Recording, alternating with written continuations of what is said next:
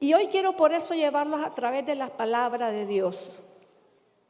Porque para mí encuentro en la Biblia una verdad muy profunda. Y es que todos hemos sido escogidos por nuestro Padre Celestial. Amén. Y que para Dios no hay acepción de persona. Y también que Dios lo que reparte en la iglesia son tareas distintas para distintos propósitos, pero eso no significa que unas sean más grandes que las otras. Dios no hace acepción de personas. Entonces le he titulado a este mensaje escogido. Dígale a su vecino, el que está al lado, tú eres un escogido por Dios. Muy bien. Creo que no hay nada en este mundo que catapulte más el autoestima de un ser humano que cuando ha sido elegido por algo. No hay nada que haga que su autoestima sea catapultada más que saber que usted ha sido escogido. Cuando usted es escogido, por ejemplo, por el muchacho que a usted le gusta. Le gustaba a alguien, pero habían como 5 ahí dando vueltas y vueltas, dando las 7 vueltas de Jericó para que se caigan los muros y lo escoja usted y de repente lo escogió usted. O la muchacha, ¿verdad? También, por ejemplo, cuando uno es elegido para un trabajo.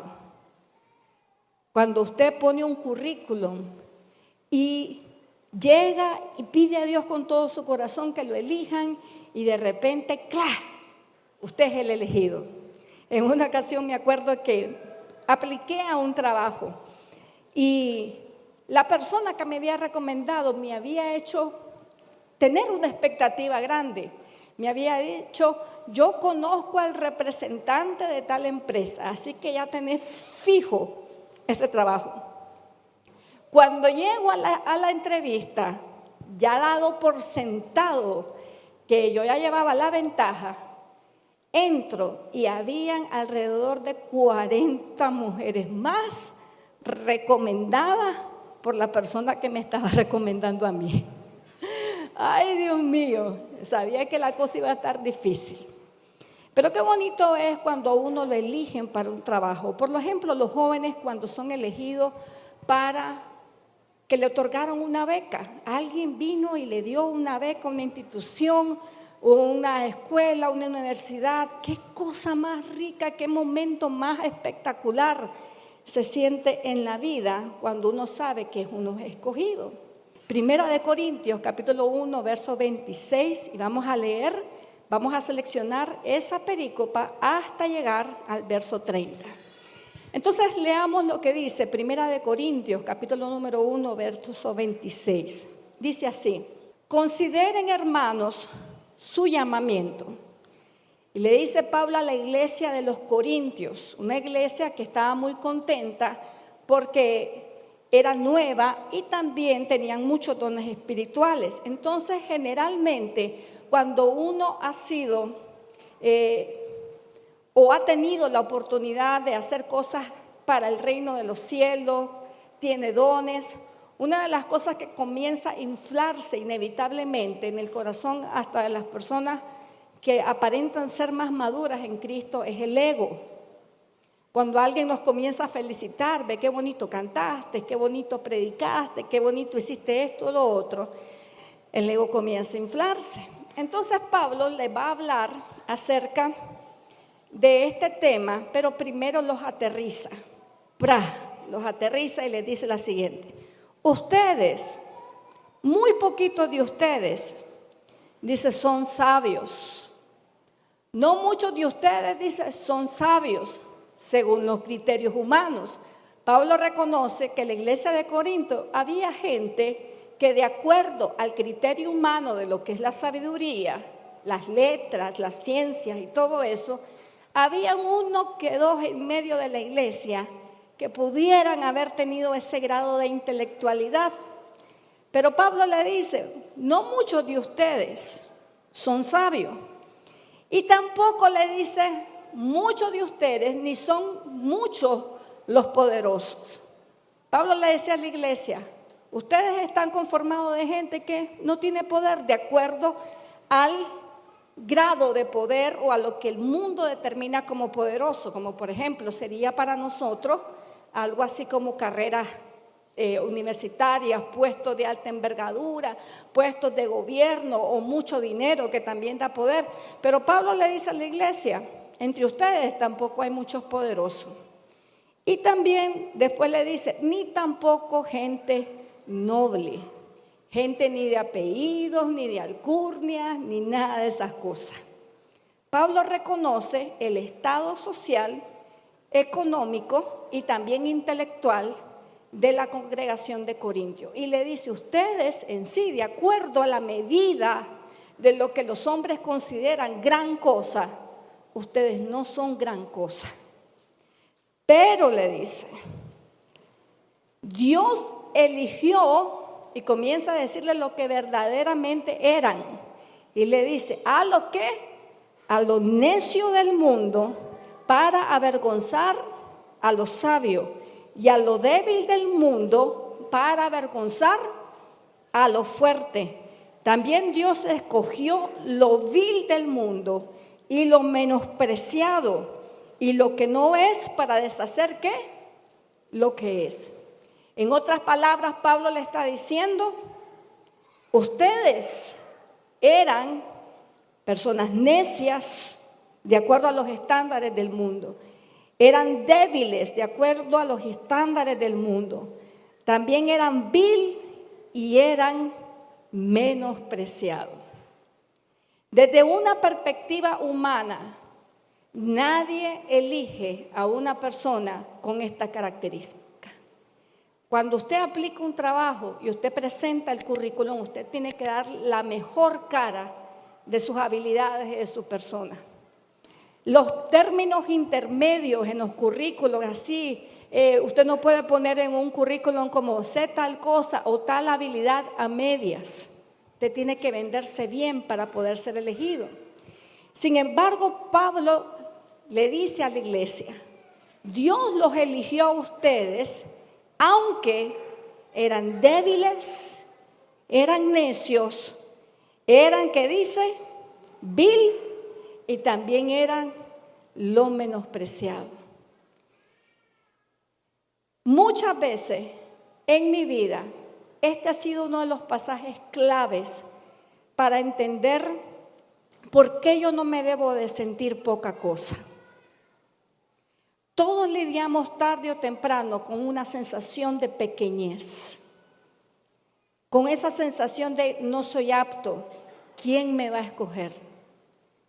A lo largo de mi vida siempre he tenido capítulos donde he encontrado que lejos de ser elegida, más bien fui rechazada, que lejos de ser la mejor opción para alguien, resulta que soy la peor opción para las personas.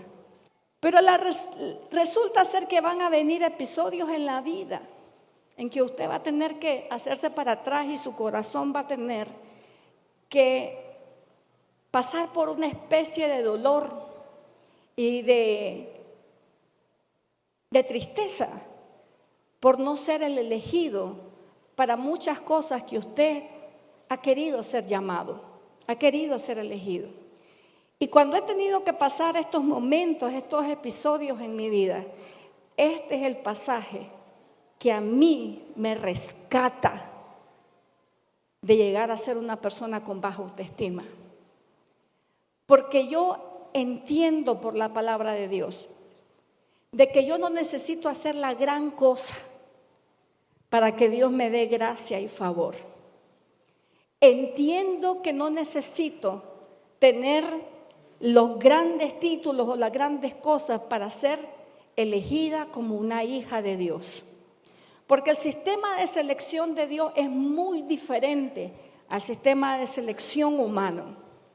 La Biblia dice que Él elige a lo necio, Él elige a lo débil, Él elige a lo vil y a los que otros menosprecian, Él los elige. Y esa verdad plantada en mi corazón es la que me ha hecho ser muchas veces un poco atrevida, atreverme a aplicar a lugares que yo no sé, que yo sé que tal vez no tengo todas las capacidades. Y aplico, porque no dependo de mis habilidades, dependo de la gracia y el favor de Dios. Y usted también, ¿cuánto dicen amén a eso? Amén. Si usted nota algún parecido de todo lo que estamos hablando con su vida, déjeme decirle que no está solo, que esto nos pasa a todos los seres humanos. Todos en algún momento tenemos que tener esos tragos amargos. Y entonces, ahora vamos a contestar esta pregunta. Si Dios nos eligió, aún en la condición en que estábamos, la pregunta es, ¿para qué nos eligió? ¿Qué iba a hacer Dios con un necio? ¿Qué iba a hacer Dios con un vil? ¿Qué iba a hacer Dios con un menospreciado? Obviamente de que no era para que se mantuviera en el mismo estado desde que fue elegido. Cuando Dios toma algo, es para transformarlos. Es para que usted sea transformado. Dios lo eligió y me eligió a mí, lo eligió a usted y me eligió a mí tal como somos. Él no anduvo buscando ni títulos, no anduvo buscando nada de eso. Pero el propósito de esa lección tiene 4 ramas. Hay 4 cosas para las cuales usted y yo fuimos elegidos por Dios. Y el apóstol Pablo lo dice ahí mismo en este pasaje. Vámonos a 1 Corintios, capítulo 1, verso 29. Mire qué interesante lo que dice aquí Pablo. A fin, léalo conmigo, a fin de que ¿qué? Nadie pueda jactarse en su presencia. Llegará el día en que todos los seres humanos, grandes y pequeños, ricos y pobres, todos vamos a estar delante del tribunal del Señor. Y ese día, ni los títulos, ni el dinero, ni la clase social podrá justificar a un ser humano. Y el Señor dice, a fin de que nadie pueda jactarse en su presencia. Nadie va a poder llegar ahí y decir, pero es que yo fui el presidente de Alemania. Es que yo fui el presidente corporativo de la empresa más grande de la historia.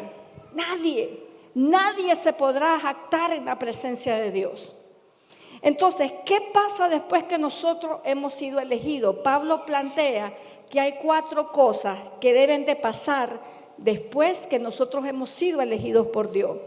Leamos 1 Corintios 1:30. Miren lo que dice. Pero gracias a Dios, ustedes, ¿qué dice? Ahora son ¿de quién? De Cristo. ¿De quiénes son ustedes? De Cristo. A quien Dios ha constituido como nuestra sabiduría, nuestra justificación, nuestra santificación y nuestra redención. Aquí Pablo está señalando las 4 razones o los 4 cambios que deben de haber en la vida de aquellos que han sido elegidos. 4 cosas. Pablo dice que Dios nos elige para que ahora seamos sabios en Cristo. Que Dios nos elige para que ahora alcancemos la justificación. Dios nos elige para que alcancemos también la santificación y también, ¿qué dice? La redención. Entonces, cuando uno es elegido por Dios, Dios sustituye la sabiduría humana por la sabiduría de Dios. Nosotros fuimos elegidos para que ya no pensemos como pensábamos antes. Ahora Dios nos está poniendo una nueva manera de pensar, basada no en la sabiduría humana, sino que basada en la sabiduría de la palabra de Dios. Eso es lo que hace Cristo transformando el corazón de aquellos que elige. Entonces Pablo dice, Cristo los eligió para mostrar en ustedes, número uno, la sabiduría de Dios. La Biblia dice, de hecho, que lo más necio de Dios, cosa que no hay nada necio, sino que esto es una expresión que trata de hacernos entenderlo en principio. Pero la Biblia dice, lo más necio de Dios es más sabio que la sabiduría de los hombres. Entonces, si nosotros hemos sido elegidos para tener la sabiduría de Dios, ¿ok? Usted va a ser la persona, usted va a ser a donde quiera que vaya, la persona más sabia del grupo. Debe de ser así. Porque usted está sustituyendo la sabiduría de los hombres por la sabiduría de Dios. ¿Cómo va a adquirir usted esa sabiduría? A través de la Biblia, a través de la palabra de Dios, usted adquiere la sabiduría de Dios. Hay principios en la Biblia que no parecieran ser muy sabios. Y sin embargo, cuando uno los practica, uno mira ahí el resultado versus el resultado de lo que uno hace cuando practica la sabiduría humana. Una de las cosas, uno de los versos que a mí siempre me ha dejado como, ¿por qué está aquí en la Biblia? Hay un verso en la Biblia que dice, si te dan en la mejilla, ¿qué dice? Pon la otra. De acuerdo a la sabiduría humana, ¿qué es eso? Ser tonto. De acuerdo a la sabiduría divina, eso es ser sabio. Porque muchas veces uno no entiende que para resolver un conflicto, si hay dos personas que nunca están dispuestas a ceder, el conflicto sigue y termina matando a los que están enredados.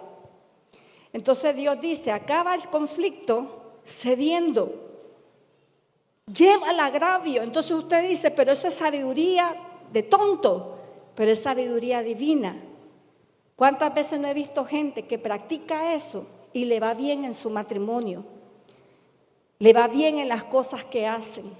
La sabiduría divina siempre superará la sabiduría de los hombres. Y Dios lo ha escogido usted para que usted sea una persona sabia. También Dios ha sustituido en esta elección la justificación por las obras, por la justificación por la fe. En la justificación por las obras, el hombre lo que intenta es una y otra vez estar en paz con Dios a través de las obras. Dios dice, no vas a estar en paz conmigo a través de tus obras, vas a estar conmigo en paz a través de tu fe. Mas el justo dice, ¿por qué? Por la fe vivirá.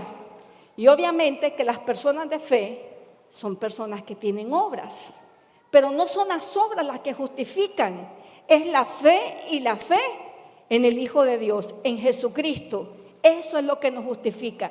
Hemos sido elegidos para estar justificados delante de Dios. ¿Por qué? Porque hemos creído en el Hijo de Dios, en nuestro Señor Jesucristo. ¿Cuántos dicen amén? También en esta lección Dios la hizo para que pasáramos de un estado de corrupción a un estado de santificación. Usted y yo hemos sido elegidos para dejar lo corrupto atrás y santificarnos. Miren, la salvación es un acto instantáneo. En el momento en que usted reconoce a Jesucristo como su Señor y su Salvador y rinde su corazón a Jesús, ese momento es el momento en que usted ha quedado salvo. Pero la santificación es un proceso. El hecho de que usted haya obtenido salvación, digamos el día de hoy, no quiere decir que amanece santo mañana. La santificación es un proceso que se va dando en el creyente.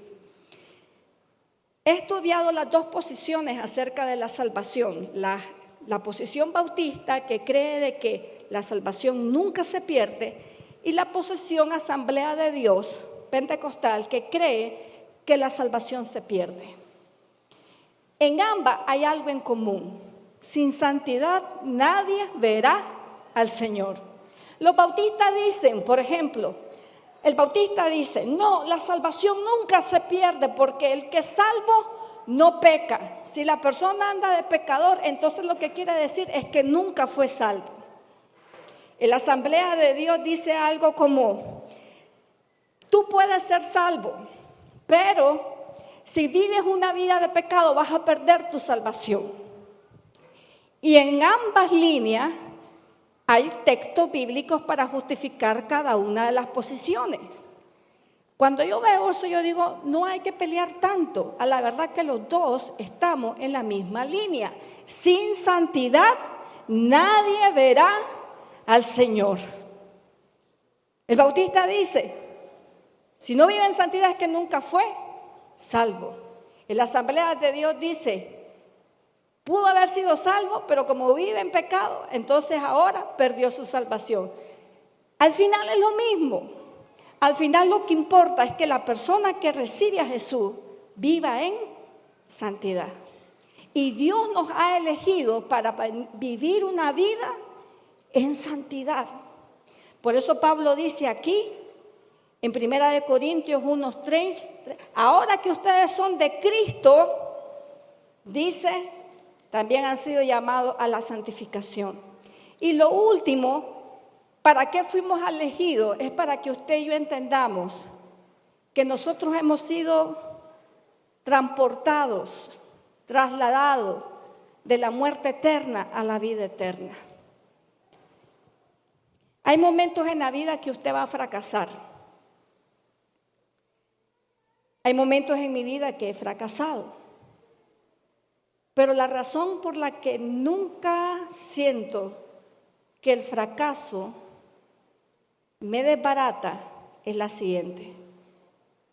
Porque mis esperanzas no están puestas en esta tierra.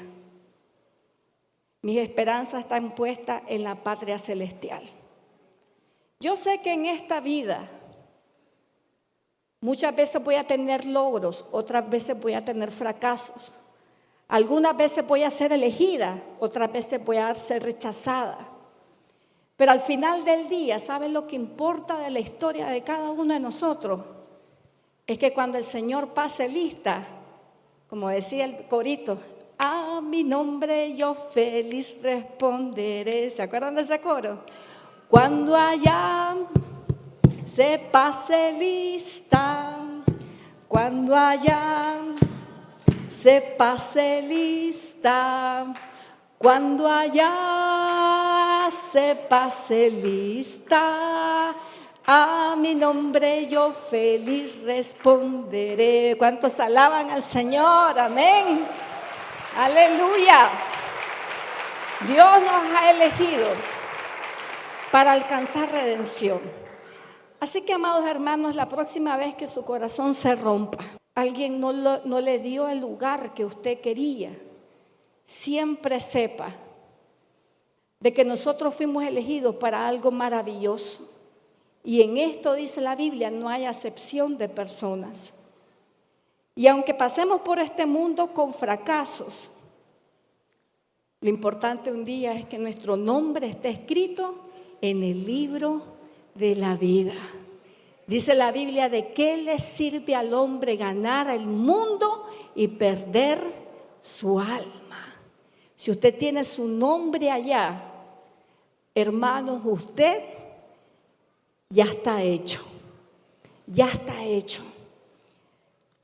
Que nunca me debo de sentir avergonzada por no ser X o Y cosa. Porque si tengo a Cristo, yo estoy completa. Porque si tengo a Cristo, lo tengo todo. Porque si Cristo me eligió, a pesar que yo era parte de ese grupo selecto, débil, necia y menospreciado del mundo, entonces, ¿sabe qué? Se cumple lo que el salmista dice: Señor, tú eres mi gloria y el que levanta mi cabeza. Por eso Pablo dijo en ese último verso que estamos explorando, dice, para que se cumpla, 1 Corintios 1:31, lo que está escrito: El que se gloría, que dice, gloríese ¿en quién? En el Señor. Nosotros no nos gloriamos en nuestros títulos, no nos gloriamos en nuestra posición económica, no nos gloriamos en nuestro estado social, nos gloriamos en Cristo Jesús, amén, quien nos ha hecho a nosotros verdaderos hijos de Dios, para adquirir la sabiduría que viene de los cielos, para ser justificados, santificados y para alcanzar la salvación y la vida eterna. ¿Cuántos dicen amén a eso? Amén. Gloria a Dios.